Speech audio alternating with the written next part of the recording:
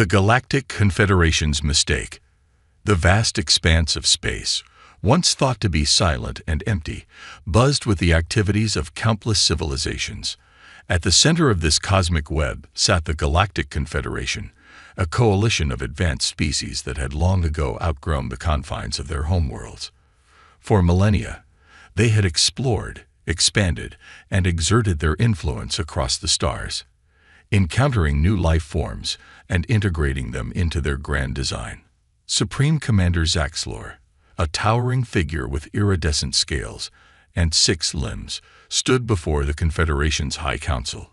His elongated head, adorned with sensory tendrils, twitched with excitement as he prepared to deliver his report. Esteemed members of the Council, Zaxlor's voice resonated through the chamber. Our exploration fleet has made a remarkable discovery in the outer reaches of the Orion Arm. We have found a planet teeming with intelligent life, previously unknown to us. Murmurs rippled through the assembled aliens. Some leaned forward, their appendages twitching with curiosity, while others maintained their stoic postures, waiting for more information. Zaxlor continued, his tendrils glowing with pride. The planet, designated Sol 3 by our astronomers, harbors a species known as humans. They are bipedal, carbon-based life forms with a relatively short lifespan. Our initial observations suggest they have achieved a moderate level of technological advancement, but are centuries behind our capabilities. The High Counselor, a being of pure energy contained within a translucent shell, pulsed with interest. What is the strategic value of this world, Commander? A holographic display materialized in the center of the chamber, showcasing Earth's abundant resources and strategic position. Zaxlor manipulated the display with practiced ease, highlighting key points of interest. Sol 3 is rich in rare minerals and possesses a diverse biosphere. Its position at the edge of a spiral arm makes it an ideal outpost for our continued expansion. Moreover, the humans' level of technology suggests they would be easily subjugated and integrated into our labor force. The council members exchanged glances, their alien features contorting in what passed for smiles among their varied species. The High Counselor's energy form flickered rapidly, a sign of approval. Your assessment, Commander? The High Counselor inquired. Zaxlor's tendrils curled with confidence. Based on our analysis, I propose a swift conquest. A small task force should be more than sufficient to overwhelm their defenses and secure the planet. The humans appear to be fractured into numerous nation-states, lacking a unified global government or military. This disunity will be their downfall. As the council deliberated, Zaxlor allowed himself a moment of self-congratulation. The conquest of Sol 3 would cement his place in Confederation history. He imagined the accolades, the promotions that would surely follow. Perhaps even a seat on the council itself. The High Counselor's voice cut through Zaxlor's reverie. Your proposal is accepted, Commander. You will lead this operation personally. Prepare your task force and proceed with the invasion at your discretion. Zaxlor bowed deeply, his tendrils nearly touching the floor. Thank you, esteemed council. I shall not fail you. As the commander left the chamber to prepare for the coming invasion, none of the aliens present could have imagined the grave miscalculation they had just made.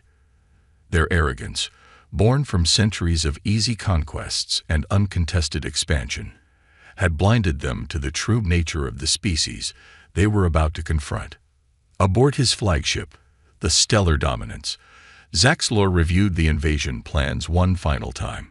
The holographic display before him showed Earth in exquisite detail, with potential landing sites and key military installations highlighted. Commander, his second-in-command, a reptilian being named Krita, approached. The task force is assembled and awaits your order. Zaxlor nodded, his tendrils rippling with anticipation. Excellent. Set course for Sol 3. We shall arrive under the cover of their moon and launch a surprise attack. These humans will never know what hit them. As the Confederation fleet entered hyperspace, hurtling towards Earth at unimaginable speeds, they remained blissfully unaware of the storm they were about to unleash.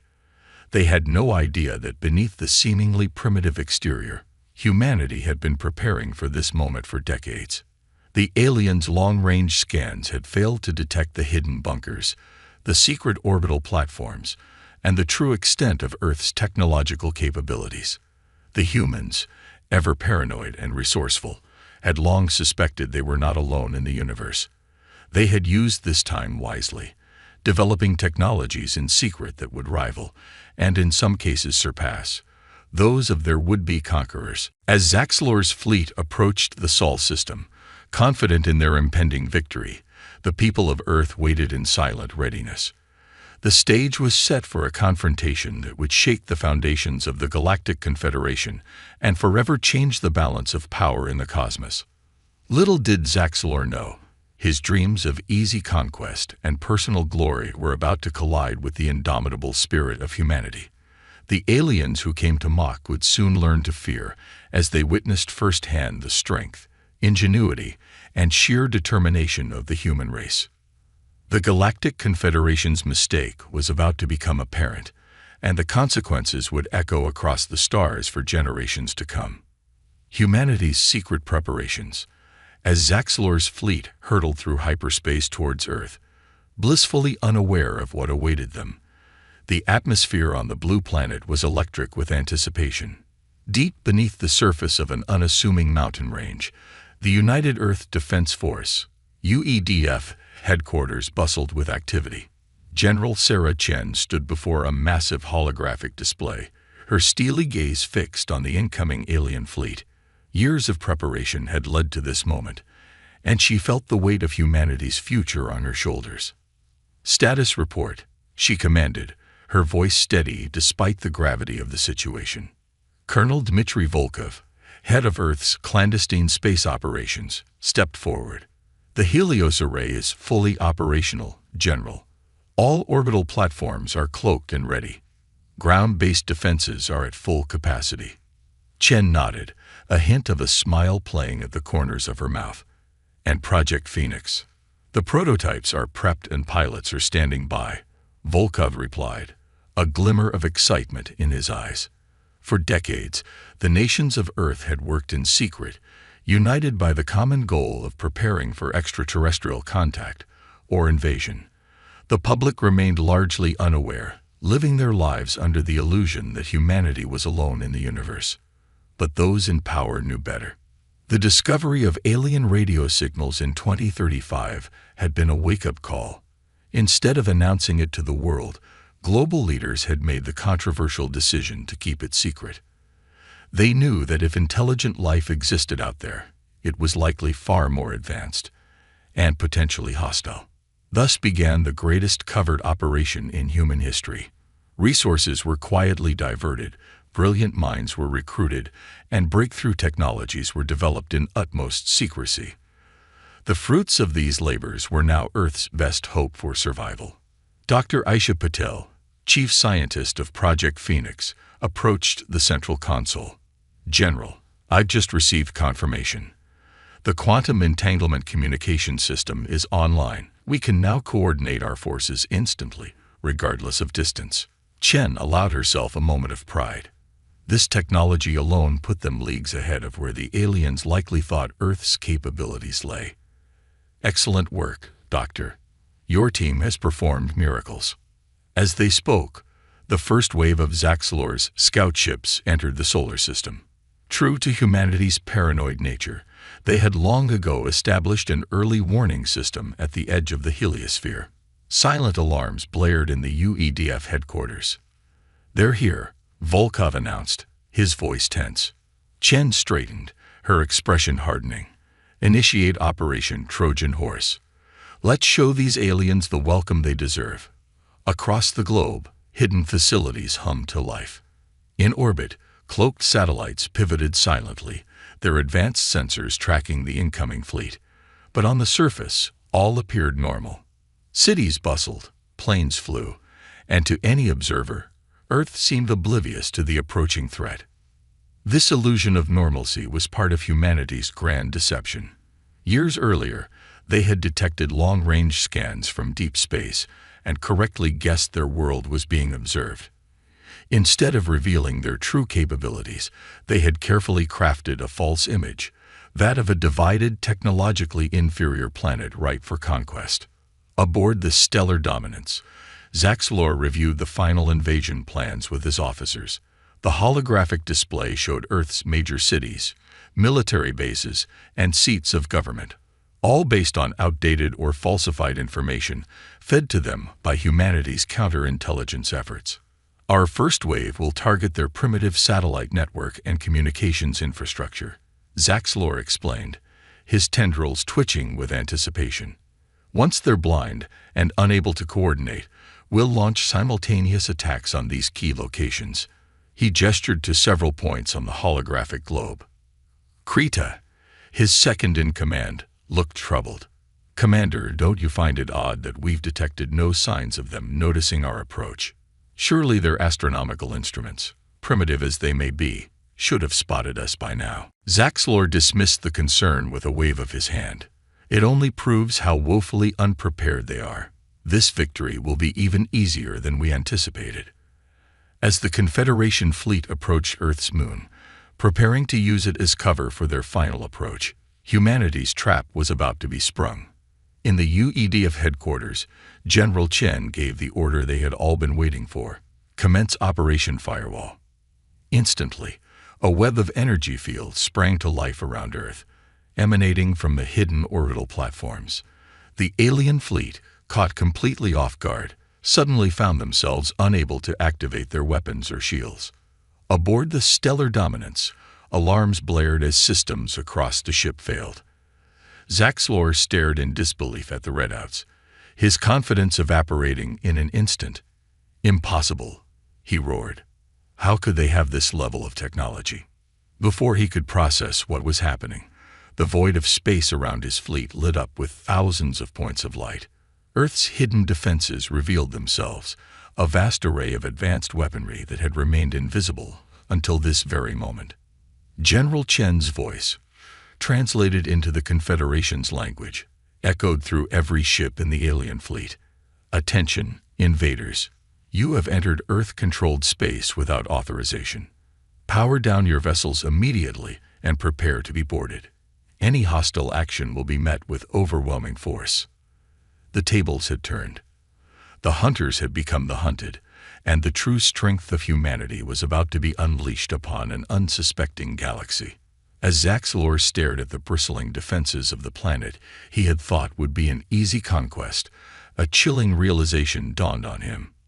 The Galactic Confederation had made a terrible mistake, and the consequences would reshape the balance of power across the stars. The battle for Earth was about to begin, and humanity was more than ready. The invasion begins. The vastness of space around Earth erupted into chaos as Zaxlor's fleet, caught off guard by humanity's hidden defenses, scrambled to respond. The Confederation ships, their weapons systems disabled by Earth's energy field, frantically maneuvered to escape the trap they'd unwittingly flown into. Aboard the Stellar Dominance, Zaxlor's tendrils writhed in fury and disbelief. "How is this possible?" he roared, slamming his appendages against the control console. "Krita, status report."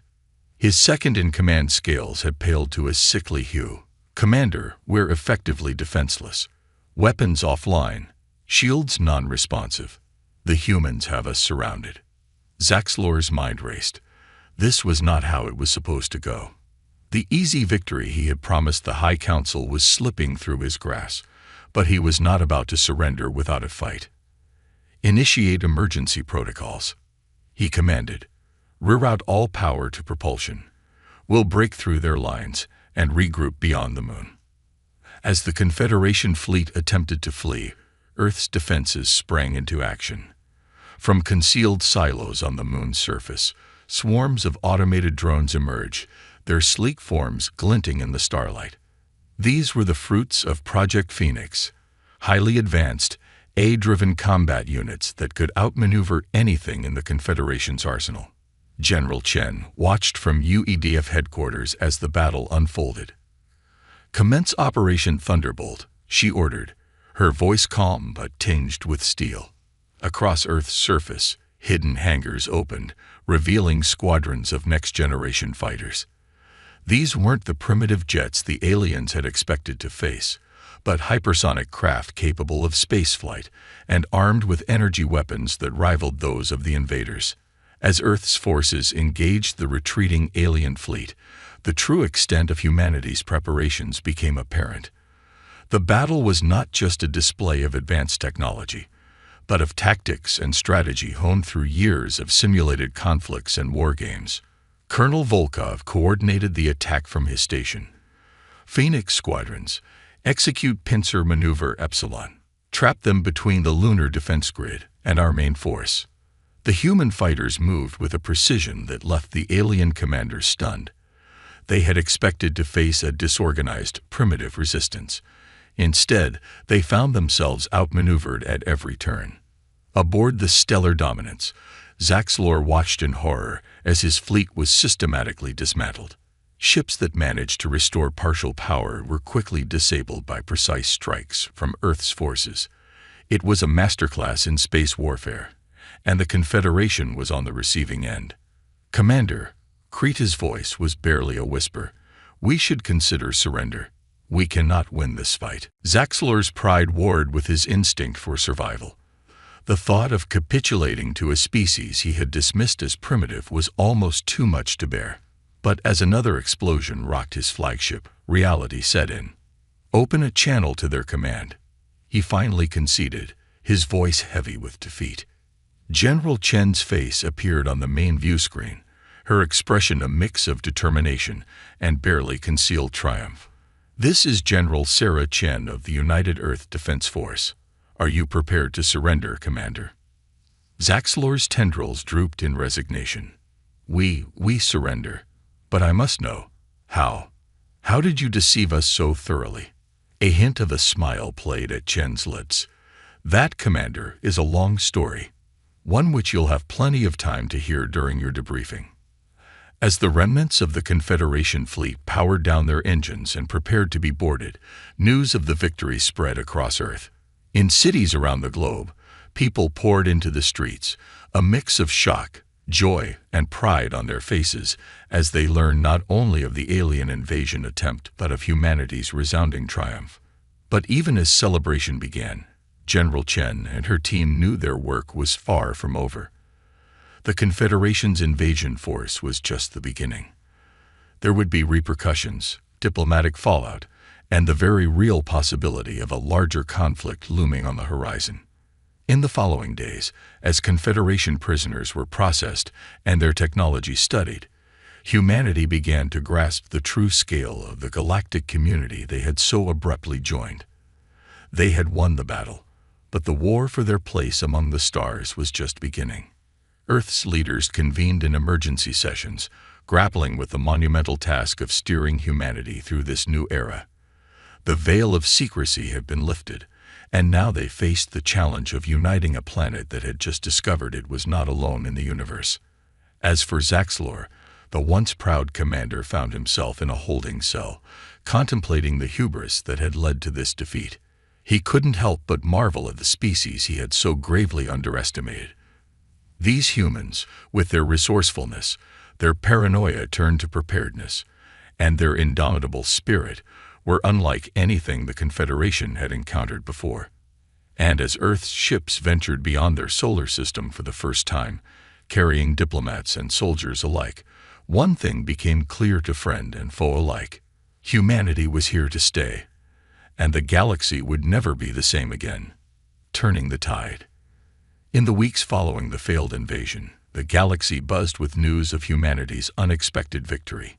The Galactic Confederation, once confident in its supremacy, found itself reeling from the shock of defeat at the hands of a supposedly primitive species.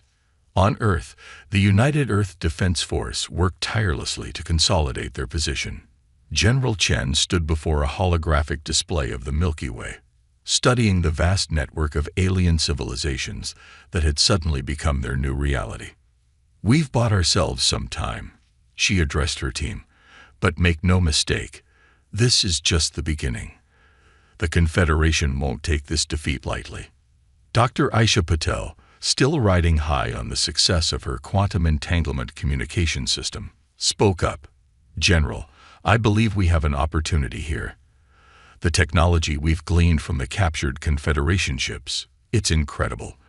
If we can reverse engineer it, combine it with our own innovations, we could leap centuries ahead." Chen nodded, a gleam of determination in her eyes. "Make it happen, Doctor. We'll need every advantage we can get." As Earth prepared for the possibility of further conflict, the captured alien commander, Zaxlor, found himself the subject of intense interrogation. Initially resistant, the reality of his situation slowly dawned on him. His own people had abandoned him, deeming him a failure and a liability. In a twist of fate, Zaxlor became an unlikely ally. His knowledge of Confederation tactics and technology proved invaluable to Earth's defense strategists. It was during one of these debriefing sessions that he made a startling revelation. "You don't understand," Zaxlor said, his tendrils twitching nervously. "The force you defeated, it was just a small expeditionary fleet. The full might of the Confederation is unimaginable." The news sent shockwaves through Earth's leadership. They had won a battle, but the war was far from over. Humanity needed to prepare for a conflict on a scale they had never before imagined. Months passed, and Earth underwent a transformation. The planet's united front, born of necessity in the face of alien invasion, led to unprecedented cooperation between nations. Resources were pooled, scientific breakthroughs were shared, and a new era of human innovation began. In orbital shipyards, massive vessels took shape, incorporating both human ingenuity and adapted alien technology. On the ground, defense systems were expanded and refined. But perhaps the most significant development came in the form of a new generation of soldiers. Project Phoenix, once focused on unmanned drones, evolved to include enhanced human operatives. Volunteers underwent rigorous training and augmentation, pushing the boundaries of human potential. These soldiers, dubbed Firebirds, represented the pinnacle of human adaptation and resilience. As Earth fortified its defenses, the first whispers of a greater conflict reached their ears. The Confederation, humiliated by their defeat, had assembled an armada of unprecedented size. Their goal was clear: to crush the upstart humans and reassert their dominance over the galaxy. General Chen stood before the United Earth Council, her face grim but resolute. "The storm is coming," she announced. "But this time, we're ready for it."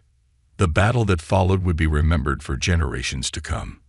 The skies above Earth lit up with the fire of countless ships engaged in combat.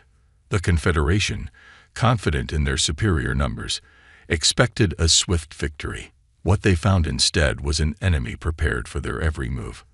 Human ships, smaller but more agile, danced between the lumbering Confederation cruisers. Firebird squadrons, their enhanced reflexes and neural interfaces giving them an edge, wreaked havoc on enemy formations. And all the while, Earth's quantum communication network allowed for instantaneous coordination across vast distances, a feat that left the invaders baffled and outmaneuvered. In the thick of the battle, a squad of Firebirds, led by Major Jack Harper, boarded the Confederation flagship. Their mission: to capture or eliminate the alien high command. As they fought their way through the massive ship, the true nature of humanity's strength became apparent. It wasn't just their technology or their enhanced abilities that gave them the edge. It was their adaptability, their creativity in the face of adversity. Where the Confederation relied on rigid tactics and overwhelming force, the humans improvised, adapted, and overcame. As Harper and his team reached the bridge, they found themselves face to face with the Confederation's Supreme Commander, a being of immense psychic power. What followed was a battle of not just physical prowess, but of will and mental fortitude. In the end, it was humanity's indomitable spirit that tipped the scales. Harper, drawing on the collective determination of his species, broke through the alien psychic defenses. The Supreme Commander, for the first time in its long existence, knew fear. With the capture of the Confederation leadership, The tide of the battle turned decisively in Earth's favor. Across the solar system, alien ships found themselves outmaneuvered and overwhelmed. Those that could retreated, jumping to hyperspace with a speed born of desperation. As the dust settled and the extent of humanity's victory became clear, a new reality dawned on the galaxy.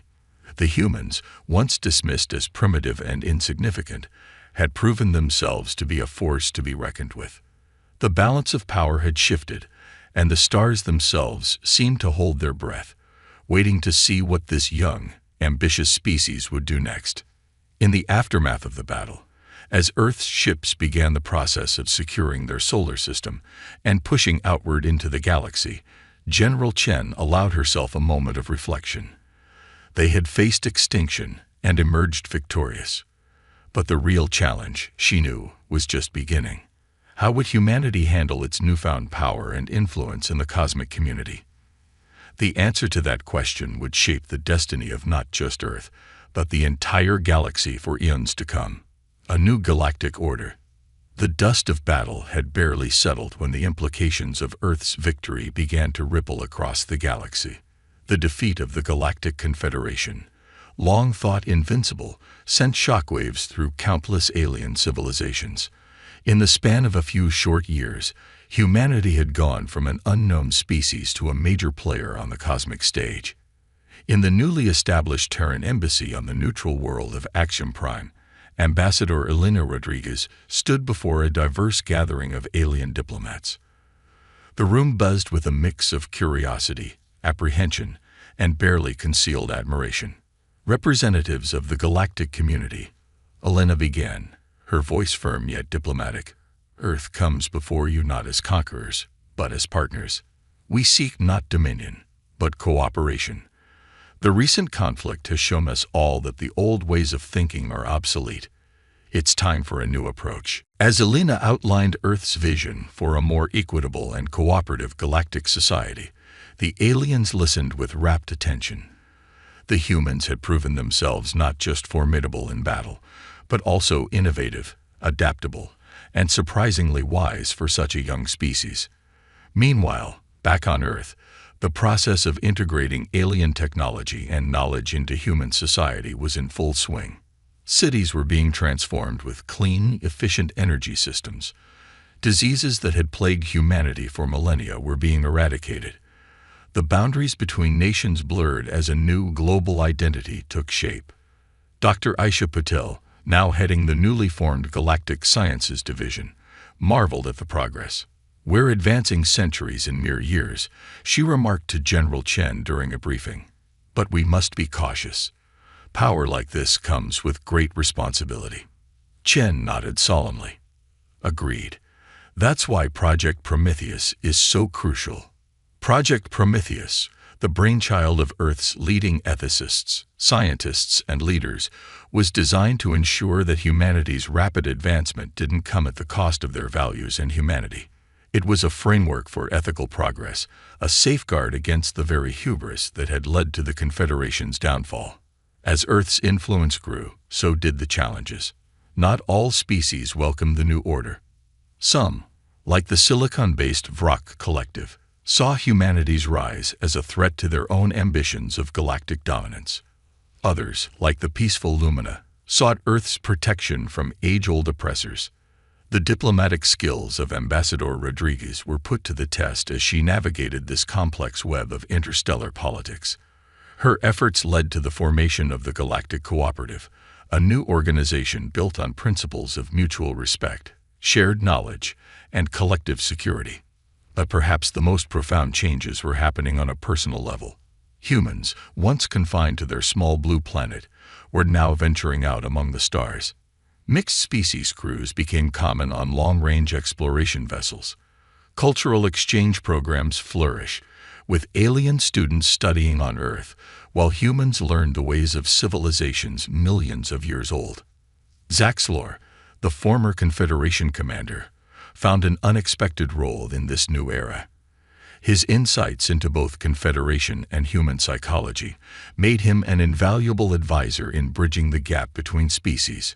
He even became something of a celebrity, his story of redemption and adaptation resonating with both humans and aliens alike. As the years passed, the galaxy entered an unprecedented era of peace and progress. The combined knowledge and resources of hundreds of species led to advancements that would have been unimaginable just a decade earlier. Faster-than-light travel became more efficient, opening up new regions of space for exploration. The mysteries of dark matter began to unravel, promising new forms of energy and propulsion. But with these advancements came new responsibilities. Humanity, as the catalyst for this new age, often found itself in the role of mediator and peacekeeper. The lessons learned from their own turbulent history proved invaluable in helping other species resolve conflicts and overcome challenges. On the 10th anniversary of the Confederation's defeat, a grand celebration was held on Earth.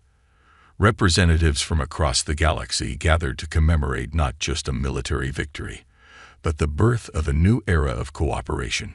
As fireworks lit up the night sky, their brilliant colors reflected in the eyes of humans and aliens alike. General Sarah Chen stood next to Ambassador Rodriguez, watching the festivities. "Did you ever imagine it would turn out like this?" Rodriguez asked, a note of wonder in her voice. Chen smiled, her eyes reflecting the memories of those tense early days. "Not in my wildest dreams. But that's humanity for you. Always defying expectations, even our own."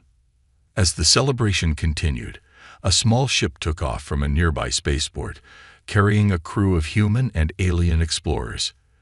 Their mission? To venture beyond the known galaxy, to seek out new life and new civilizations. Among the crew was Jack Harper, the hero of the Confederation War, now leading a mission of peace and discovery. As the ship disappeared into the star-studded sky, it carried with it the hopes and dreams of not just humanity, but of all the species now united in the grand adventure of cosmic exploration. The message was clear, the future was bright, and it belonged to all. The galaxy, once a place of conflict and division, had been transformed by the indomitable spirit of a species that refused to accept limitations. Humanity had not just survived its trial by fire, it had emerged as a beacon of hope, a testament to the power of resilience, innovation, and cooperation. And as new challenges loomed on the cosmic horizon, one thing was certain: whatever the universe might throw at them, Earth and its allies would face it together, stronger and wiser for the journey that had brought them to this point. The story of humanity's rise from obscurity to galactic prominence would be told for generations to come, a reminder that even the smallest spark can ignite a fire that illuminates the entire universe.